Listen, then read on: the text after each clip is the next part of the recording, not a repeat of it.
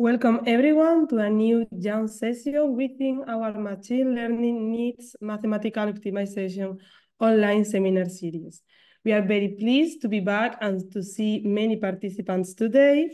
And today is a special session as we count with the participation of Professor Paula Carroll, who is chair of the Euro Wisdom Forum of Women in Society doing Operational Research and Management Science. And we also have this time the collaboration of our past co-organizer, Sinia Kurishenko, introducing the speakers.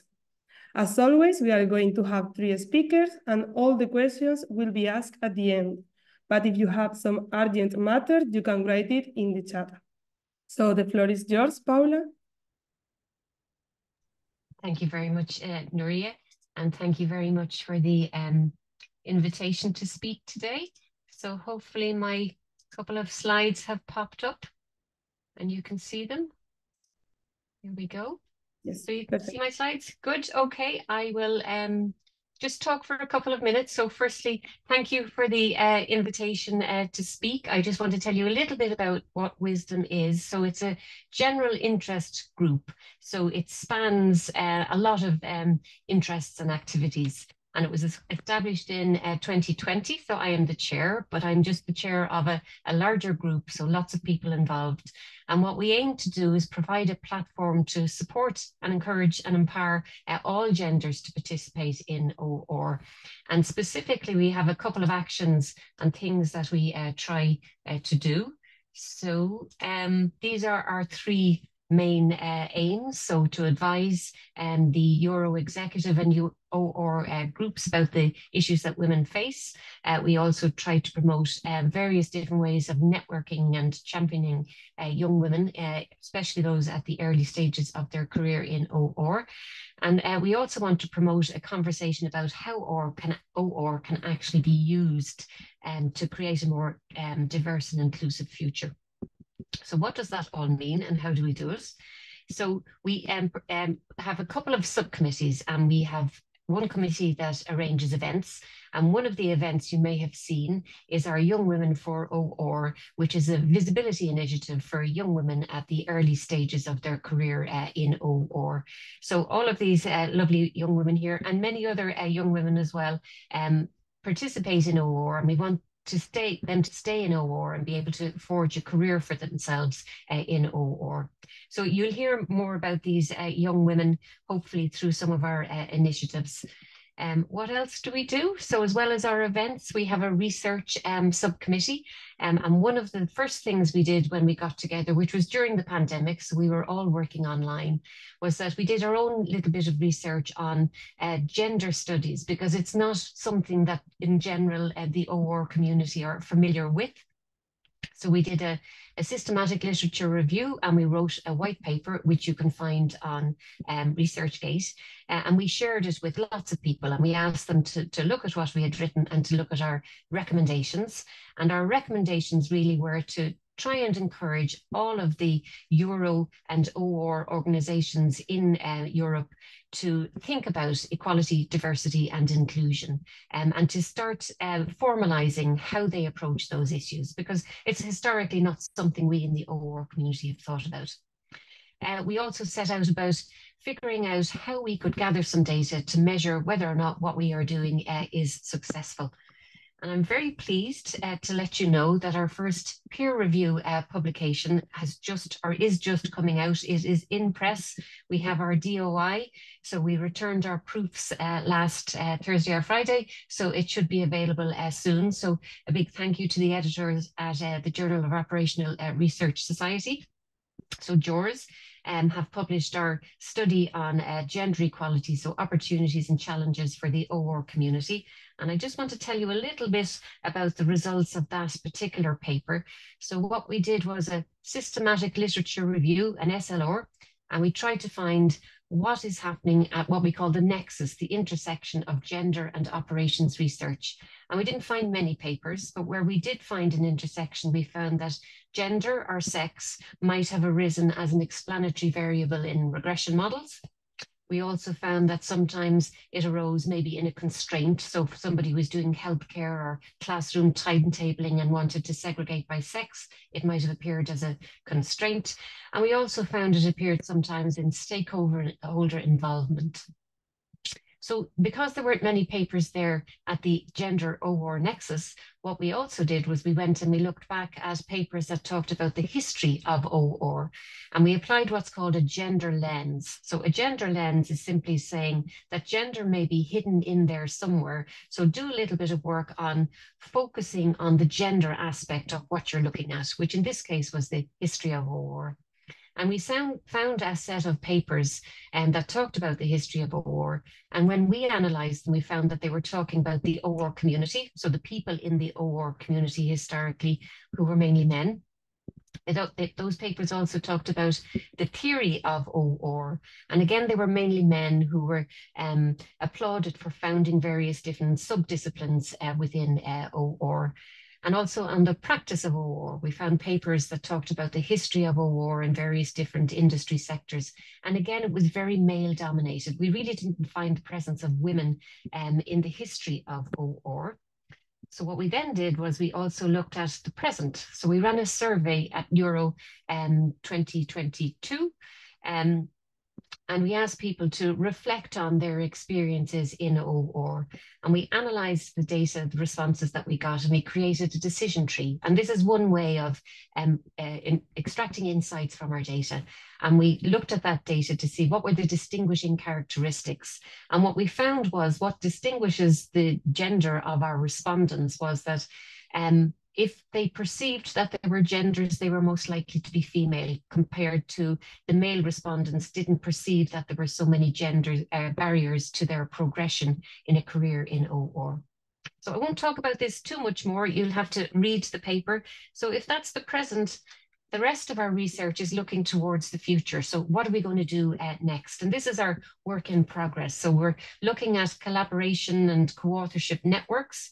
We're also looking at those ideas of what's called gender mainstreaming. It's the idea that there is some gender dimension to nearly everything we do. So we should look at our policies and practices to see what is the impact of what we're doing on gender equality. So we think there's huge opportunity here at this gender OR nexus. So that's our research. Just very briefly about what's happening next. So upcoming events. Our next event, and I should have said those young women for OR, one of the ways that we give them visibility is that we host a set of webinars where they get to present their research. So we reach out to the OR community and invite some subject matter expert to meet in that webinar with some of the young women. So our next expert is Carroll. And our next speakers, you can see their names here.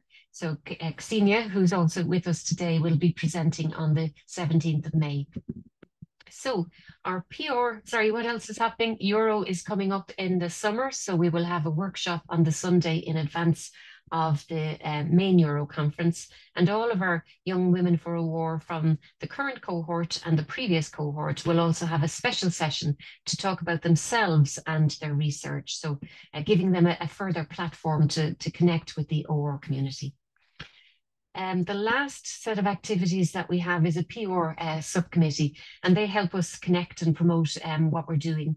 So we have a website, we have an email address, we're on LinkedIn, Twitter, and we have a YouTube, which has the back catalogue of our webinars. So you're welcome to connect with us there. So finally, I would like to say thank you. So thank you for the opportunity to speak today, to give you a very high level overview of what we're doing in Wisdom. So thank you to all of the coordinators today, to Euro, who give us some financial funding and lots of moral support.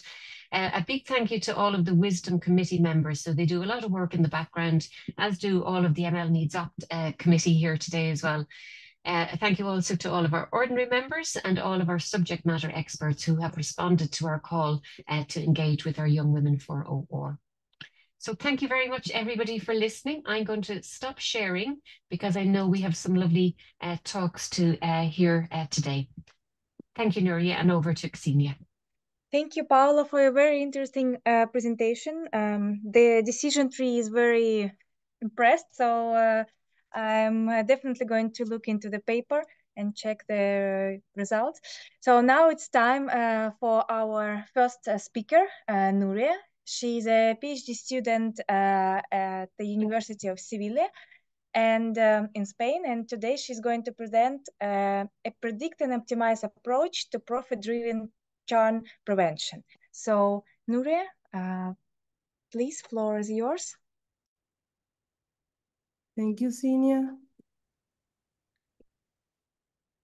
Okay, so as Sinia said, I am from the University of Seville, but today I am presenting our work that we did during a stay in the Faculty of Business in the University of Chile with Professors Sebastián Maldonado and Carla Bairetti. We wanted to work in this field because, as you may know, the markets are each time more and more competitive, and they need to have good relationship with their clients.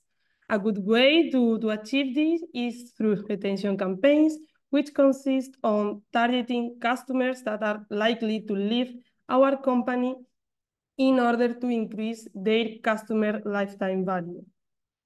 This CLV is nothing more than a metric that represents their value, and it is an average of their order value, the money that they spend, also how frequently do they spend their money, and finally, what we are interested in is how long is this relationship with the company. So traditionally, what is done is churn prediction or defection detection, which consists on using a predictive model to identify the customers that are likely to leave our company. And this has been applied in several sectors, such as the financial or even telecommunication and higher education, if we see this problem as the student dropout. So typically what we are going to work with is with a binary classification problem where we consider a customer I, which is described by a vector of features X, that can either be a churner, which we denote by Y equals to 0, or not. And the goal is to estimate through machine learning models a probabilistic outcome S to classify the customers into churner or not, depending on certain threshold T that we have to choose.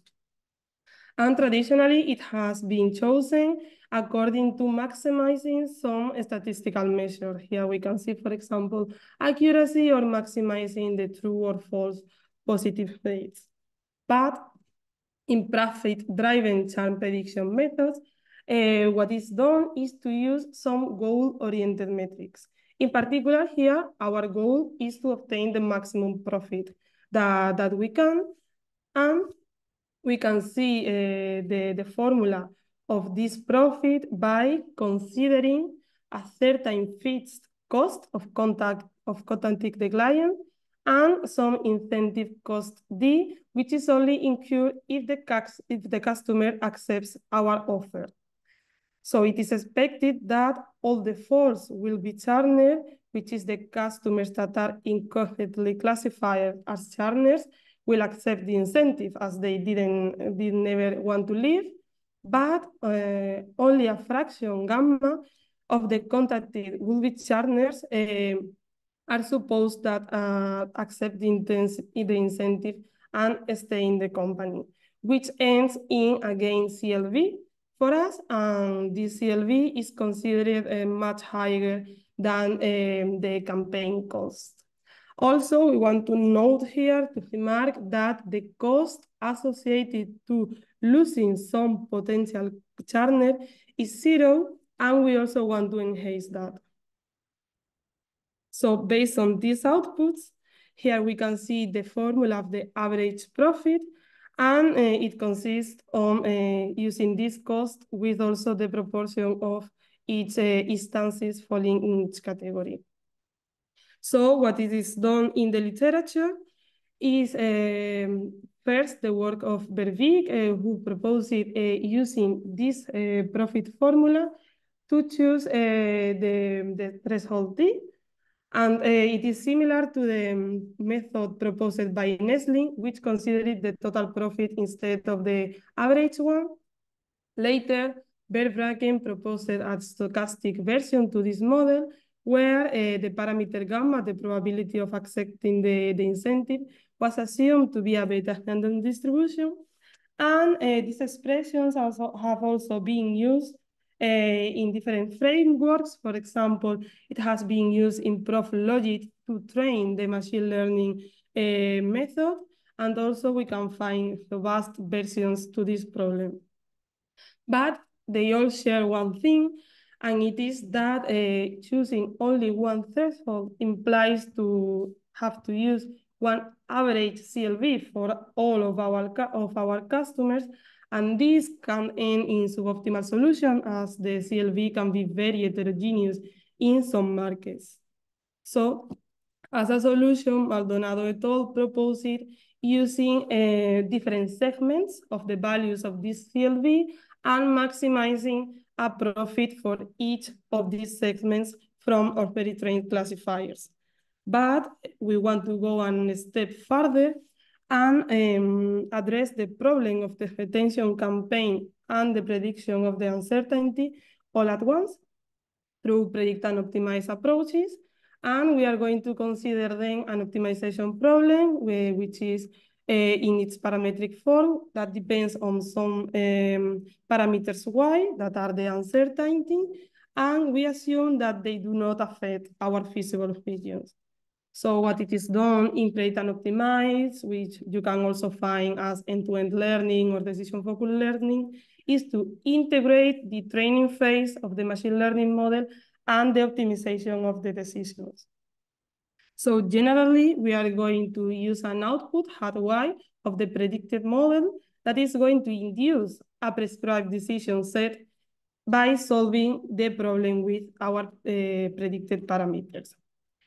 This decision is going to incur some cost after the true parameters are seen, are known, and the excess of cost due to the fact that this solution might be suboptimal is what is known as the suboptimality gap or spread. And it is thought that its minimization should be the criteria to train the machine learning models. So we say that we do not work on churn prediction because it consists on separate steps, first estimating the probability of churn, then deciding a threshold, and then targeting some customers without taking into account their individual CLV, but that we do churn prevention as we cast in one optimization problem the optimal balance between its profitability and their potential to churn.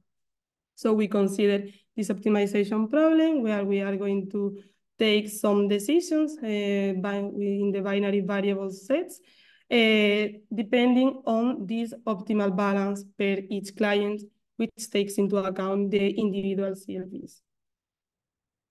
So from this expression, if we work in the nominal problem where the intention to churn was known, we could derive an expression for the optimal solution of the problem depending on the individual CLV, which is if the customer is not valuable enough, if the costs are positive, then do not target the client regardless of their intention to charge, and otherwise target the client only if it has intention to charge, obviously. But as you know, we are working on the uncertain scenario where we have a machine learning model which is going to provide some output. And here we recall that it is like a prediction score. It doesn't have to be a probability because it serves as a mere intermediate for us, and that we focus on the decision set. And here we can derive the relationship between the prediction and the prescribed solution, which is target the client only if its score is smaller than a certain threshold that depends on this individual customer lifetime value. From these expressions, we can give an explicit definition for the regret or optimality gap. But recall that this loss function should be used to train the machine learning model, and we need to differentiate it. So we have to give a smooth version to it, which can be easily derived by using the sigmoid function. And with this, we are in conditions to give a proper loss function that allows the inclusion of the individual CLVs. And also we have addressed the challenge in predict and optimize of computing the derivatives of the solution with respect to the predictions. Also, with this expression of this regret, we have successfully captured the indirect cost of losing some potential churner. From the experiments, you can see that we have evaluated 12 different data sets where the churn is predicted from 24 features.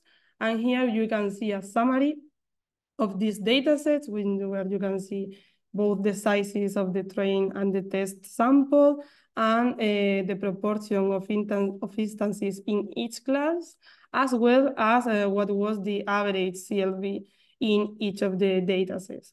For the predicted model, we used neural networks, and for the parameters of the profit measures, we used the one in the literature, except for the incentive cost D, which is harder to define if you do not have prior information of that specific market. So we perform a sensitivity analysis for 5 different values, doing 60 experiments in total, and I'm going to show the result for the smaller one as it is the closer to the literature.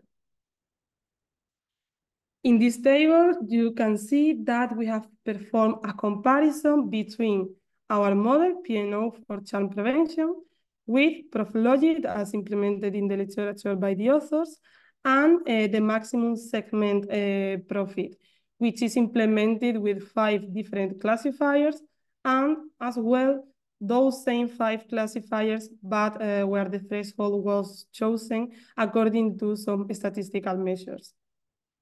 From here, we have reported on the profits. That's why you can see the minus sign. And in each column, you can see what was the maximum total profit that could have been obtained in the case of the nominal known parameters. And for each of the classifiers, you can see the profit that it provided in the test sample, as well as the accuracy. From here, we can see that our model performed the best in 7 of the 12 data sets in terms of profit, and that in terms of accuracy, random forest was the best one. But to better see all these results, we have summarized here a classification. We ordered them in function of the ranking per each data set, and we show here the average as well as the average profit, and we can see that our model outstands, but we also performed some tests as the Friedman test to conclude that at least one algorithm's performance was different than the others across all the data sets. And from here, we performed the Holmes procedures from a pairwise comparison between our model and the other 11 ones to conclude that at least there are some difference between our model and all those classifiers that were training, where the threshold was chosen according to the statistical measures. As for the sensitivity analysis, here we represented the normalized optimality gap. From here, you can see optimal profit, zero profit, and we can see that our model was the best one performing for the smaller incentive value, but that as this value increases, all the profit-driven methodologies tend to zero profit.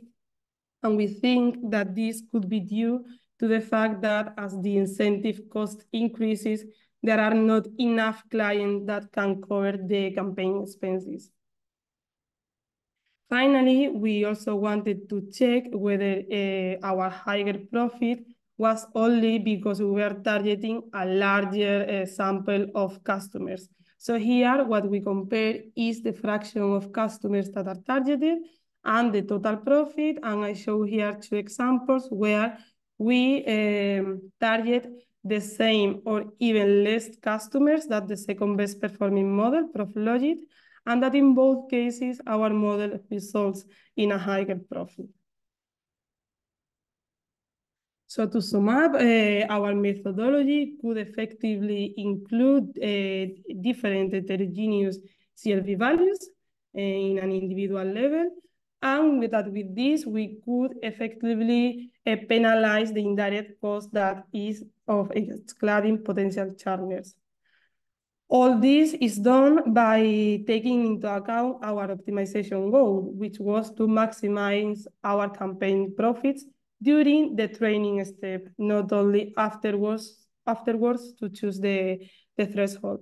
And finally, that experiments show the superiority in performance of those methods that maximize the profit during training, which are our model, P&O, and Prof logic, but that the enhanced performance of ours could be due to the fact that we can include the individual CLVs in the hybrid framework.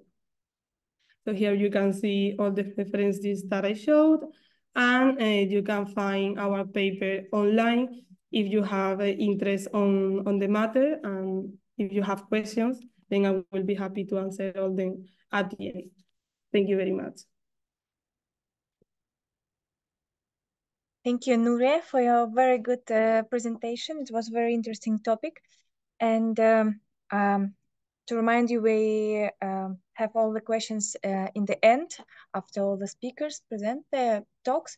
So our next speaker is PhD student Maria from University, Trier University in Germany. And today she's going to present her research on semi-supervised support vector machines. So Maria, please, we are looking forward to see your presentation. Hi, so thank you for the introduction, and also thank you for the invitation. I will share my room here. And then, can you see my presentation? Hi. Yes, everything is perfect. Okay.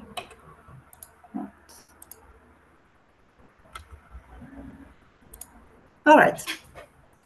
So today I will talk about my work with my supervisors, Juan Pablo Burgard and Martin Schmidt, where I will talk about a mixed integer optimization model for semi-supervised support vector machine using cluster techniques.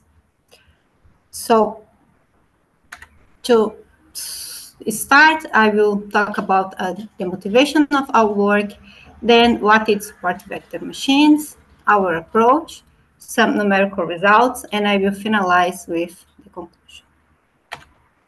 Okay.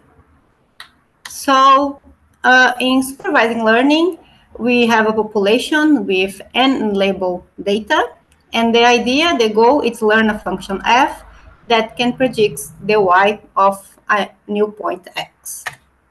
So here we have apple and strawberries, and what we want to do is train a machine learning model such that we can say if a new fruit is an apple or it's a strawberry. So this is the goal of supervising learning, using some label data to predict the outputs for new inputs. However, one thing that can happen is that only a small part of the label is available.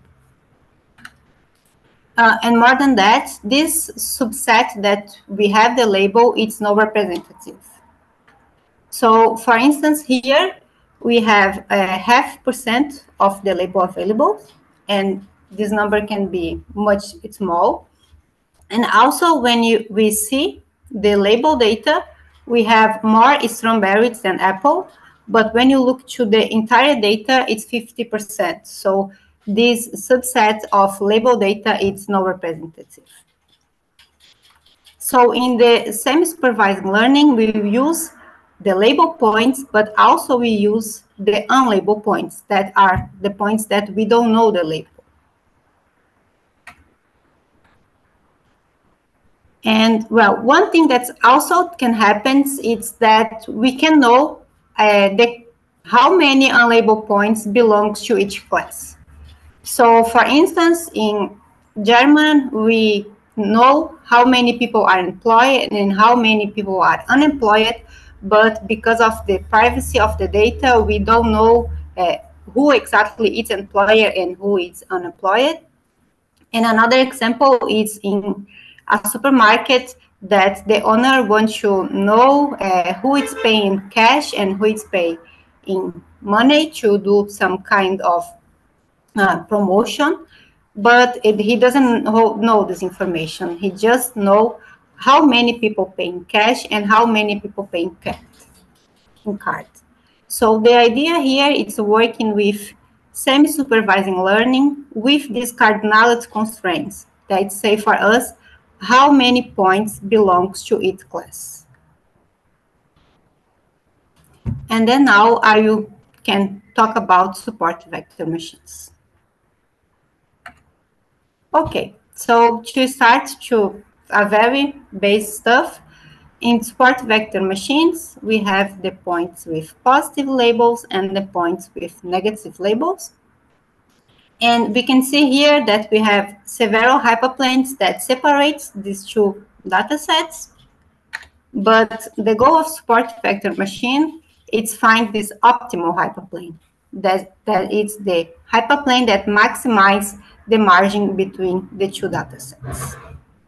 So talking about optimization, this is the model proposed for supervisor support vector machines. So our object function is minimize the norm square of omega. That is the same thing that maximize the margin. So we are minimizing this. And when you look to our constraints, we have the following. If yi is positive, it's 1. We want to have that our inner product also be positive. On the other hand, if the points belongs to the negative class, yi is -1, and to this inequality holds, we need that this inner product be negative. And here with this Ci, we accept some errors, so we penalize in our object function.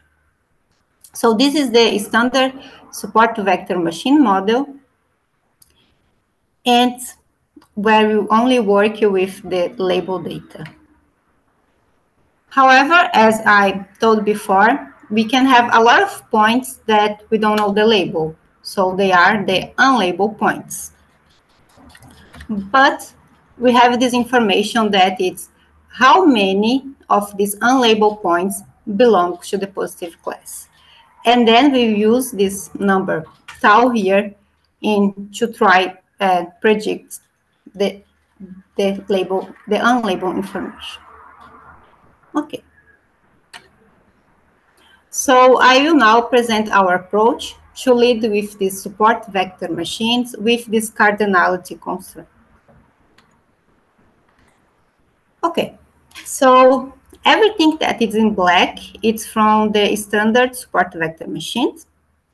And what we do is add these red constraints here. And what these constraints are telling for us is the following. If the inner product is greater than 0, the binary variable of this point is 1. And if the inner product is negative, the binary variable of this point is 0. And what we also do, since we have these cardinality constraints, what we do is that we sum our binary variable. So here we are counting how many unlabeled points belongs to the class, the positive class. And then again, here we say that the sum is between tau and minus eta 1 and tau plus eta 2 to accept some tolerance. And what we do is, again, penalize in our object function. So this is our mixed integer quadratic programming model that works for support vector machines, and we call constraints semi-supervised support vector machines. But one thing that we can see here is that for each unlabeled point, we have a binary variable. And in general, when we work with this mixed integer program, we know that if we have a lot of binary variables, this can increase a lot the computation cost. So to try to overcome this, we will use some cluster techniques. So clustering, we have the following information. We have a number of data points and a number of clustering. And the goal is obtain a segment for every data point to exactly one clustering. And then we also have a centroid for every cluster, and we also have the cluster size. And the cluster size, the sum of the cluster size, we also always will be equal our number of data points. Okay, so now instead of using each unlabeled point, we use the centroid of each cluster. So we have almost the same thing, but we have three differences. The first difference is in these constraints, we're using the centroid of each cluster. The other difference is in this sum. And what this sum is doing is the following. If the centroid of the cluster belongs to the positive class, we are saying that we are counting at least that all the elements in the cluster are also in the positive class. And the third difference is that instead of have the binary variable regarding the unlabeled points, we have regarding the centroid. We have only regarding the clusters. So here, if you take a number of clusters much small than the unlabeled data, we have few binary variables than before. Okay, so here we have an example. We have some positive points, some negative points, and the black ones are the unlabeled points. And what we do here is we cluster the unlabeled data and we solve this optimization problem. But one thing that's happening here is the following. If we take a look in this green clustering, we can see that there is a cluster that is cut by the hyperplane. And in these constraints here, we are saying if the centroid is in the positive side, we are counting that all the points in this cluster are in the positive side. And this is not true here. We can see that this point is in the positive side and all these are in the negative side. So what we do here is the following. We split these clusters in two. One cluster is the one that is above and the other is that are below. And we compute again the hyperplane solution of our problem. And then we need to check if there is any cluster cut by the hyperplane. And here we can see that we have. And we will split this cluster again until there is no cluster cut by the hyperplane. So this is the reclustering method. So it's writing here exactly what I said. So first we will clustering the unlabeled data, we'll solve the optimization problem, and then we will check if there is any cluster that is cut by the hyperplane. If there is, we will split these clusters in two, and we will start a new iteration, compute a new hyperplane, and we will do this until there is no cluster that is cut by the hyperplane. And this we call reclustering method. Okay, so when we have this approach, we also start to thinking in some small improvements that we could do. So the first thing that we can do is that if you take a look in the support vector machines, in general, the points that are far from the hyperplane, they don't have the same importance that the points that are close to the hyperplane. So we handle with the situation. And in our model, we have this M, this big M parameter. And we also provide an updating rule for this M in each iteration of our approach. So the first theorem that we could prove is that our algorithm terminates, and also that the objective function found by our approach is the upper bound of the original formulation, that it's the one without clustering. Okay, so based on that, I can present the numerical results. So to do the numerical results, we consider 97 data sets. For each data set, we create 5 BS sample. So in a BS sample, we have some points have more probability to be in the sample than other points. And we use Julia, Gurob, and Jump. And for each instance, we take a time limit of 1 hour. And then for more these 400 instances, we consider the following. We compare the following. So SVM, that is the approach that only the label data is considering. We also using this CS3VM, that was the first approach that I present here that lead with this cardinality constraint.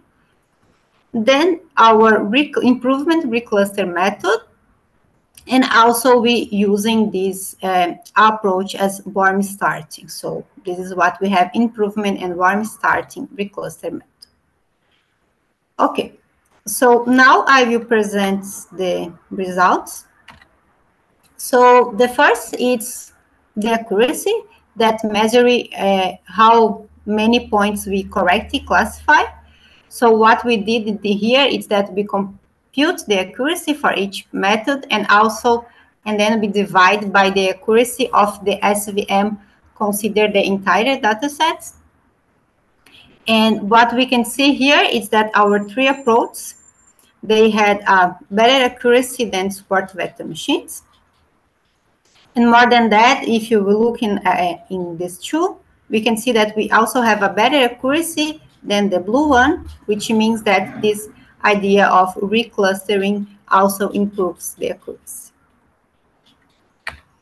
Okay, so when we look to the time, we can see 2 things. The first thing is that SVM is the fast algorithm, but this is expected because support vector machine does lead with the binary variable. But when you only look to the approach that consider these cardinality constraints, we can see again that the idea of reclustering also improves the time. So it is the red one, but we only solve 55% of the instance. But one thing that we need to remember is that we have a theorem that says that the point found by the ERCM, it's only a feasible solution for the problem. It's not the optimal solution. So what we could do is measure how good is the solution of our approach to the original problem. And here we compare exactly this. So we compare how good is our solution. And if we can see here, we can see that the IRCM, that it's the red line, very fast can follow the 2 other approaches, which means that our object function get by our approach, it's closer. And the other thing that we can see here is that the SVM provides also a feasible solution for our problem, but we can see here that the quality of the solution is really, really bad. Okay, so to finalize, the contribution is that we present an iterative recluster method. We also take care about Taylor dimension reduction, and we use warm start techniques. We also present a rule for the big M, and we have a better accuracy than the original SVM. However, the problem is very challenging to solve, as we can see in the numerical results.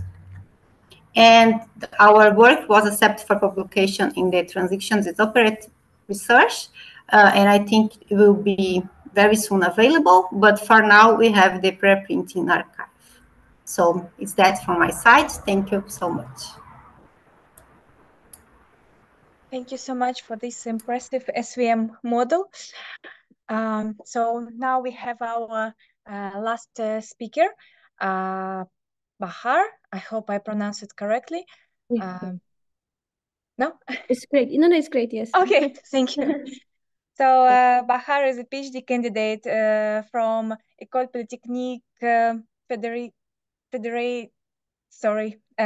École Polytechnique in Lausanne. Yes.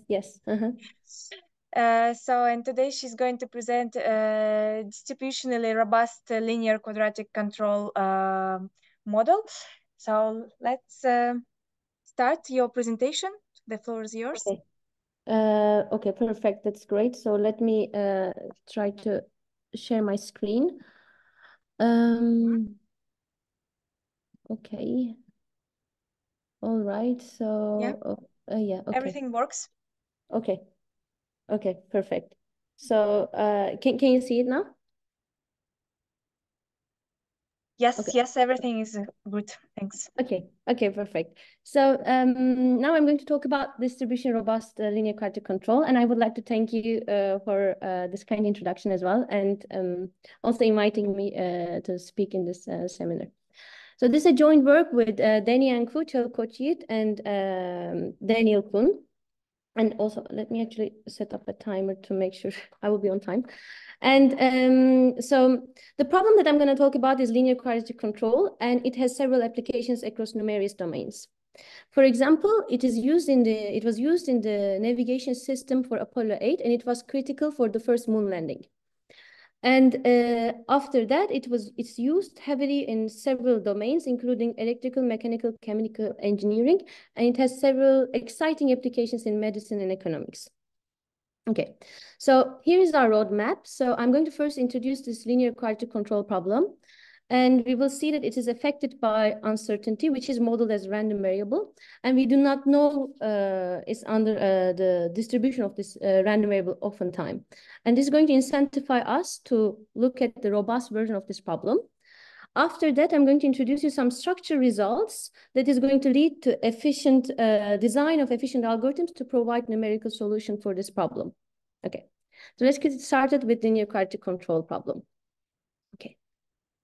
So therefore, we are studying a linear dynamical system where the next state xt plus 1 is a linear function of the current state xt, control input ut, and some process noise.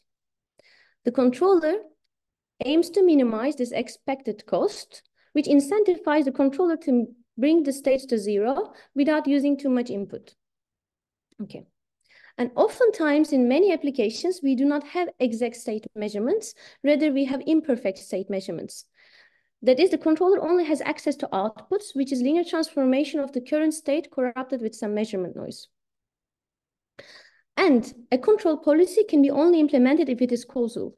That is, it should be a measurable function of the output history observed up to that time. So it may not depend on the future outputs at the time that we're applying the control. So therefore, we can write this optimization problem as we see here, where UI denotes the set of causal controllers with respect to Y. Okay. So the blue notation in this presentation represents the endogenous uncertainties that depend on the inputs U, while red notation refers to the exogenous uncertainties. And this includes the initial state, process noise, and measurement noise. And the joint distribution is represented as this, P. And I will assume that they're mutually independent with mean 0 under this distribution P. So if you look at any distribution that satisfies this assumption, then optimal inputs has a very elegant solution. It is product of feedback gain metrics and state estimates. So what is nice is that this feedback gain matrix can be computed by dynamic programming independently of the underlying distribution P. While the state estimates can be nonlinear in the conditioned output history, and in fact, in general, is sharply hard to compute. Luckily, when the underlying distribution is a Gaussian distribution, then the state estimator is linear in the output history, and it can be computed efficiently using Kalman filtering. So therefore, it is heavily applied in numerous domains because we can efficiently solve this problem if the underlying distribution is Gaussian. However, the tractability is lost if the underlying distribution is not Gaussian. And oftentimes, we do not know the exact underlying distribution of these random variables. So this incentivized us to study the robust version of this problem. So now here I formally state our robust distribution robust control problem, where this time the controller minimizes the expected worst case loss cost where the worst case is taken with respect to all distributions of the exogenous uncertainties that belong to some ambiguity set. Okay. So this is a zero-sum game between the controller and a fictitious adversary or the nature that chooses a distribution that will be undesirable for the controller. Okay. So now I will introduce you Wasserstein distance, which to define this ambiguity set. It basically a method to compare these two given two distributions, and it by minimizing the transportation cost of one distribution into another, and it gives a geometric way measure of measuring difference between two distributions. So in general, when two distributions are discrete, computing Wasserstein distance is equal to solving a linear program.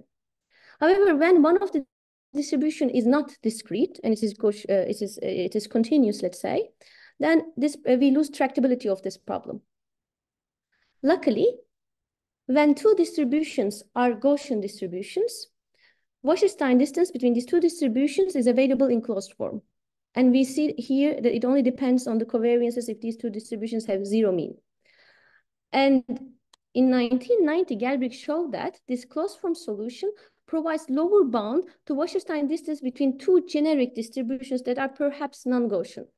Bahar, sorry, we constantly have some jumps to your first slide. Maybe you could, yeah, I don't know, maybe you could start sharing again. Okay, sorry, okay, let me try. Okay, let's see that. So now how is it like? Now it's, I think it's stable, but let's see, I will let you know if it will jump again. Okay, thank you, Okay, so now I'm going to refer to this lower bound, this closed form as Gelbrich distance between two covariances. It's denoted by this G, okay? All right, so now let's look at our distribution robust control problem, and let's put a little bit more structure on the ambiguity set W. So we're going to construct it as product of several ambiguity sets for each exogenous uncertainties. And we're going to, as we construct this product of different ambiguity sets, when we select one distribution that belongs to this ambiguity set W, then it's going to still satisfy this assumption that we had in the beginning that the exogenous uncertainties are mutually independent. So let's construct one ambiguity set for the initial state. So this ambiguity set is going to contain all the distributions with mean 0 that has at most Rx0 Wasserstein distance from its nominal distance.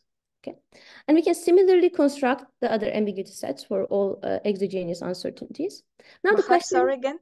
Yes, I'm sorry. So I think it's because of the full mode. So if you could exit the full mode, I think we will not jump, because it jump always for the slides you. Okay.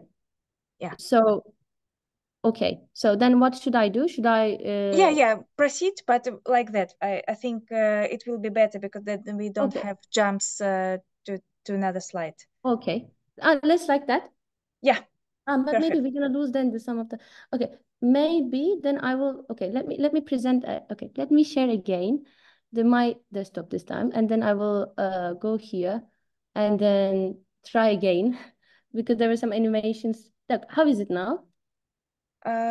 Now I can see your slides. It's not jumping. It's very smooth. Okay. Okay, perfect. Okay, thank you. Okay, so now the question is, as we construct these ambiguity sets, what is their actual nominal distributions, right? So we set these to be Gaussian with mean 0. So hopefully this makes sense, because when we set these radiuses to 0, right, we end up looking at the linear quadratic control problem with these, where the underlying distribution is going to be these nominal distributions. And we would like to hope that we can solve these problem, right? And we know that we lose tractability if the underlying distribution is not Gaussian. Okay, so we set the centers of these ambiguity sets to be Gaussian, but I would like to emphasize that these balls, ambiguity sets, contain also non-Gaussian distributions. Okay, all right. So beyond looking at the robust version, this problem is still like very challenging to solve because of its inherited structure. So the outputs affect the inputs because we are looking at causal inputs that are causal in the outputs. They affect the states, and states goes and affect the outputs. Therefore, we're facing with some chicken and egg problem because the information available to the controller depends on its previous decisions. Okay, so such problem structures are known to be very challenging to solve. Therefore, when we look at this distribution robust linear quadratic Gaussian control problem, in fact, we have very little hope to solve it.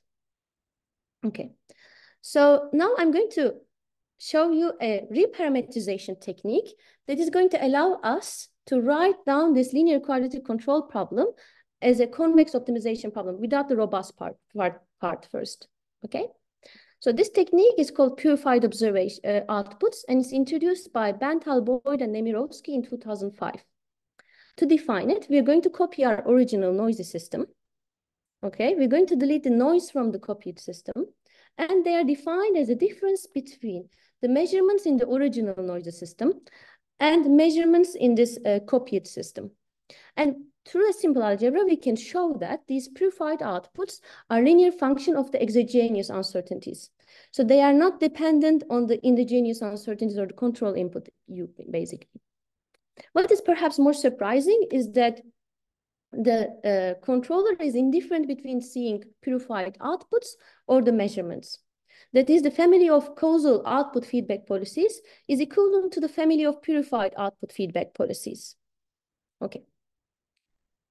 So now, then what we can do is we can replace these outputs with purified output, eta, and look at the control policies that are causal in the purified outputs. As these purified outputs are only depend on exogenous uncertainties, we would simply break this cycle and basically convexify our problem. Okay, so therefore, when we write this traditional problem, simply we can replace these controls to be causal in the purified outputs. Okay, so now we're going to look again to our distribution robust problem where we reparameterize using purified outputs, and we're going to establish some structural results. Okay. So for that, let's study the dual of our primal problem where we interchange the min and the max. Okay, so in the primal problem, the min player plays first and the max player responds, right? And in the dual problem, the max player plays first and the min player responds. So in each time, when the second player sees the strategy of the first player, therefore has an advantage, which means then that we immediately have this weak duality. So the optimal value of the primal problem is greater or equal to the optimal value of the dual problem. So why this is important? Because we're going to use this weak duality to establish these structure results. So the structure results are as follows. First, the primal problem is solved by a linear policy.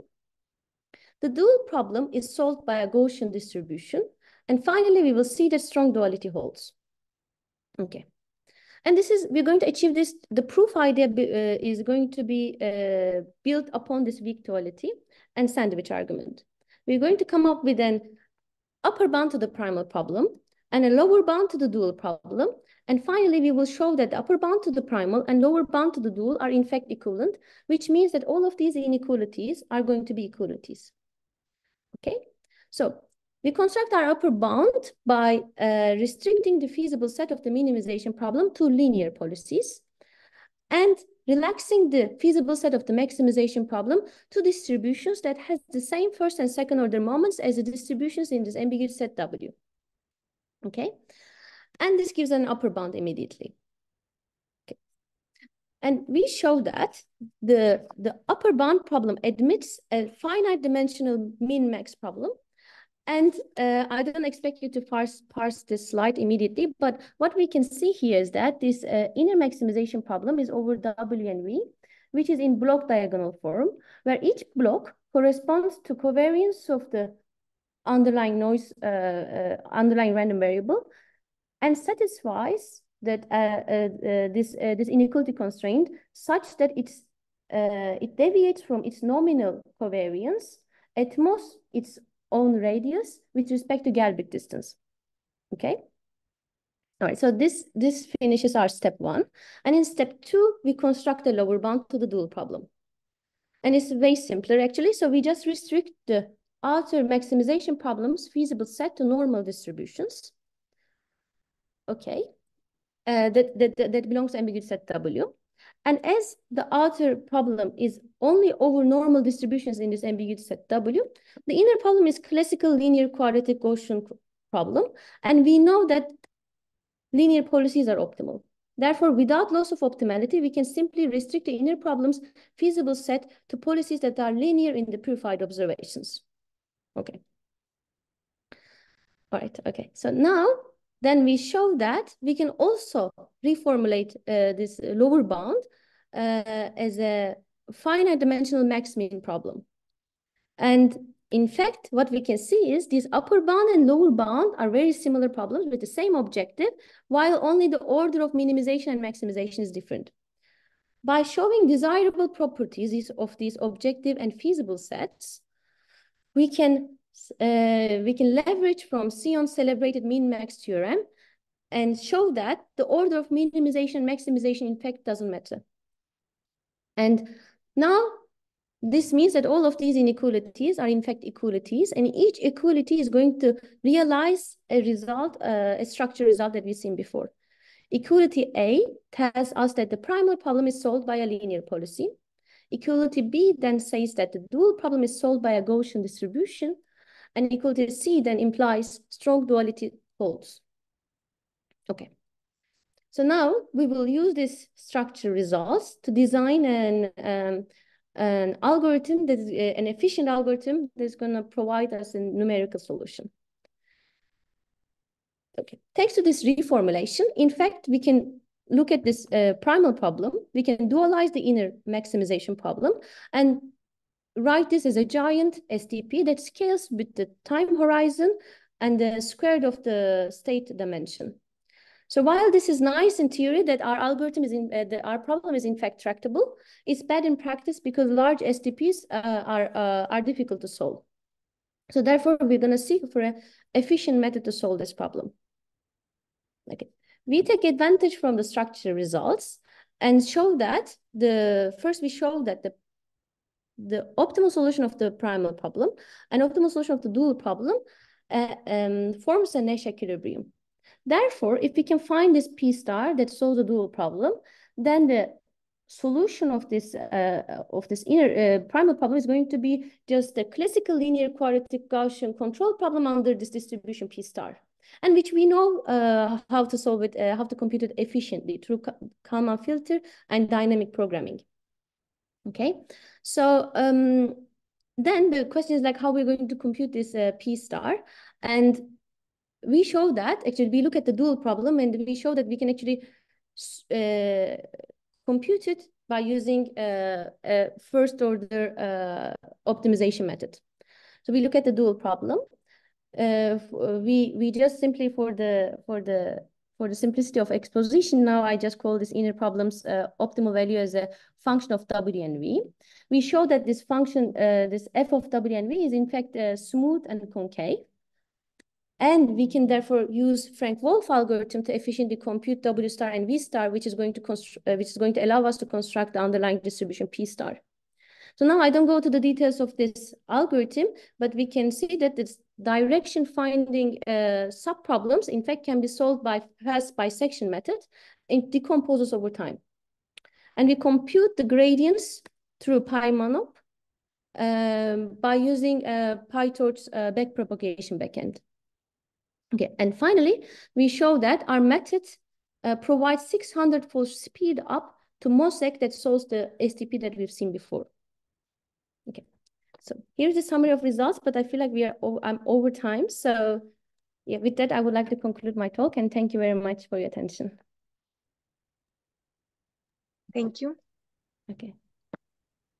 Thank you very much, Bahar. It was a great presentation. Now it's time for questions. So if you have some, please write them in the chat or raise your hands, and that we can allow you to unmute and ask it yourself.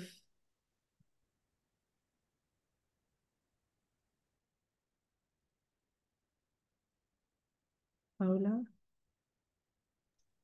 if I can very briefly, I know we're just up on time, so I kind of just had some very quick comments. So firstly, I thought they were 3 wonderful presentations. Well done to all of you. I really enjoyed all of them. And today I'm wearing my wisdom hat. And when I spoke about wisdom, I said we're interested in where is that gender or research, you know, where are those questions? So Nuria, when you spoke, you mentioned that in your churn data sets, you had a data set with 24 features. And I was wondering, were any of those features the gender of the customer? And I thought probably not, because quite often those things are masked, which brought me to Maria's presentation, where she was talking about predicting the labels. And I thought, well, actually, I don't want to be unmasked. So the reverse of what you're trying to do, I would like to stay hidden. So rather than being able to predict the label as being female, I would like you to not predict that I'm female. So it's possibly something, these are not quite what you're looking at all, but maybe interesting tangents. And then Bahar, to your presentation at the very end, you talked about when the distributions are not Gaussian, your problem becomes intractable. And you had mentioned medical applications. And it did occur to me that when we look at disaggregated data by gender, sometimes the individual distributions are normal, but the combined distribution, so a male distribution is normal, a female distribution is normal, but the combined human is bimodal, you know. So if you were to look at an application, a medical application, it could be good to keep the genders disaggregated. They're really comments. They're just really, I thought your presentations were fantastic. I really enjoyed them. And I know we're way over time. So they're comments rather than questions. Well done to all of you. I thought they were great talks. I'll hand back now and I'll mute myself. Thank you very much, Paula, for your comments. We have a question for Maria, I think.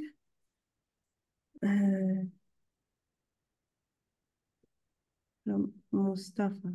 So we have it in the chat. So the question is, how would you approach tools of dimensionality in the clustering path? Yeah, so can you hear me? Yes. Yeah, okay. So I think that the more problem here is that if you increase the dimensionality, maybe you need to start with a large number of clusters, then you don't have points that are so far away in each clustering. So I think maybe this could help. Thank you. Mm-hmm. Okay, Mustafa, if you want to ask the question to Bahar yourself.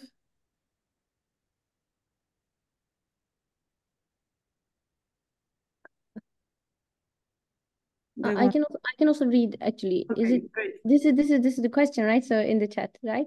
Yeah. Okay. So the question is like, how would imperfect state measurements translate to humanitarian or related optimal transport domain? So we look at an example like in terms of like in inventory control. So let's say that you know how many products that you have, for example, in your inventory, but let's say that they are perishable products, so they age differently. So actually your state would be like for each age, how many products that you would have, but you only know the total number of products. So you do not exactly know, for example, for each age, how many products that you have. Usually this is, for example, we told an example of bananas. Let's say that you have bananas and then they're aged differently, right? But in the inventory, you would know how many bananas that you would have, while for each age, you would like to know how many that you have for each age if you want to design a policy for a perishable product control. Thank you. Okay. So it is also related to the reliability domain too. I'm sorry? I think it's also related to the reliability and resilience domain too. Yes. Yes. Thank you. I guess, yes, we can say that, yes. Thank you. Great. Is there any other question?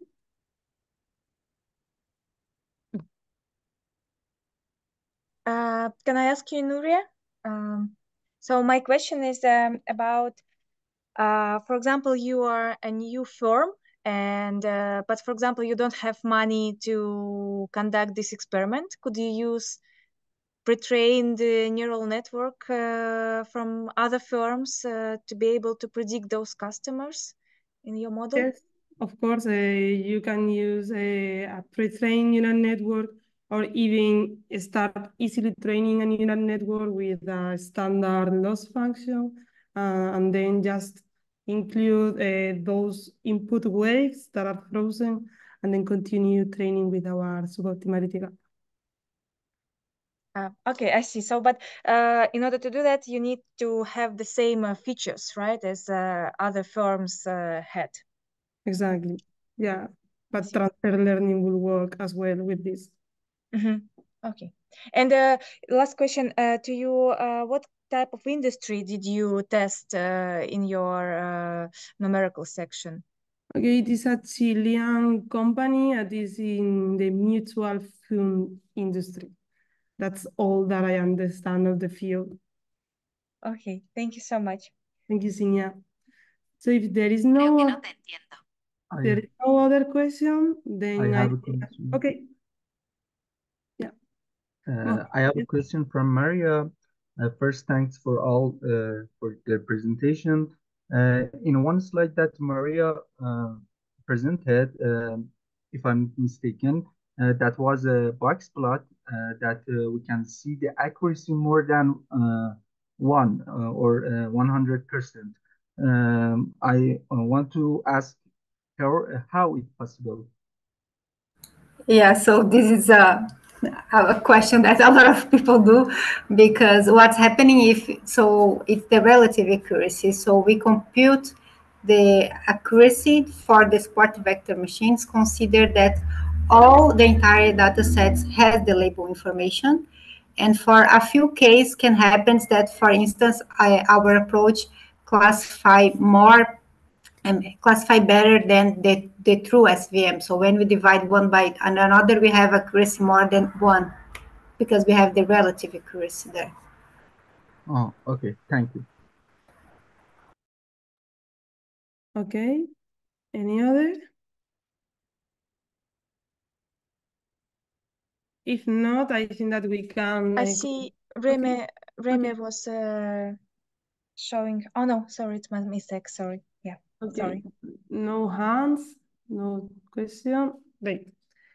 So I would like to finish with saying that the NeEDS project is ending, and this was our last jam session. So I wanted to say thank you all for being here through the years. Thank you. Thank you very much. Thank you. Thank you. Thank you very much. Thank you all.